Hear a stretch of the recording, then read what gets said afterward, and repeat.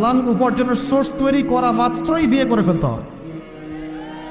বিয়ে ছাড়া চরিত্র হেফাজতের অন্য কোনো পদ্ধতি নেই।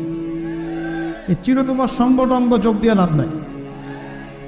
আর যতই হারাম প্রেম করেন না কেন, এই প্রেমগুলো আপনাকে মনে শান্তি দিবে, এগুলো আপনাকে অস্থির করে রাখবে। কেন? কারণ এটা হারাম, এটা হারাম। আর যখন হালাল ভালোবাসা আপনি পাবেন, হালাল ভালোবাসা যেটা আল্লাহ পাক নাজিল করেন, তখন ইনশাআল্লাহ আপনার মনের মতো স্ত্রী না হলেও দেখবেন আপনি তার সাথে সারা জীবন কাটিয়ে দিয়েছেন। কারণ এই ভালোবাসা আপনার পক্ষ থেকে আসবে। এখানে শুধু এই যে কিছু মানুষ মনে করে বিয়ে মানে যৌনতা, তাই না?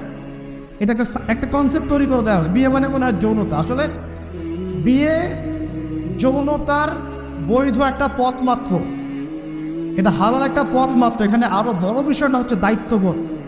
দায়িত্ব, একটা মানুষের দায়িত্ব নেয়া।